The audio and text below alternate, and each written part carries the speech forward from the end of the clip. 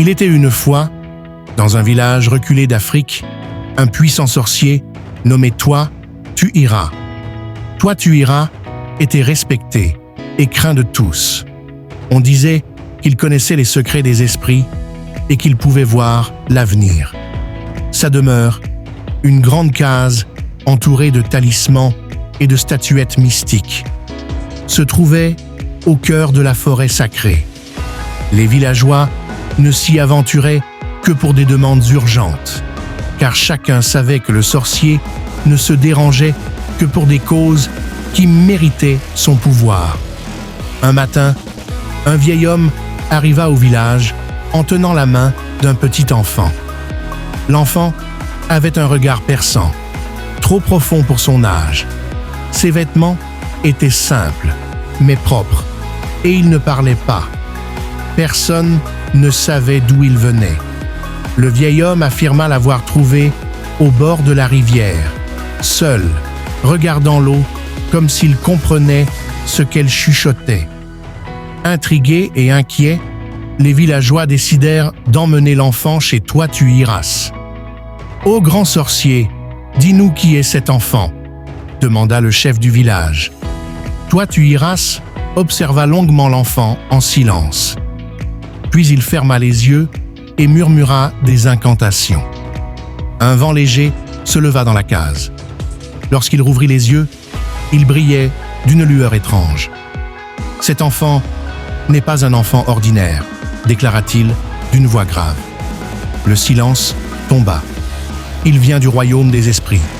Continue toi, tu iras. Il a été envoyé ici pour accomplir une mission. » Les villageois se regardèrent, inquiets. « Quelle mission ?» demanda le chef. « Seul l'enfant le sait, » répondit le sorcier. « Mais sachez ceci, tant que vous le protégerez, il vous protégera en retour. » Les villageois acceptèrent l'enfant parmi eux. Avec le temps, ils réalisèrent qu'il avait un don étrange. Il comprenait les animaux, pouvait calmer les tempêtes et trouver de l'eau dans les périodes de sécheresse. Son regard semblait lire dans les âmes.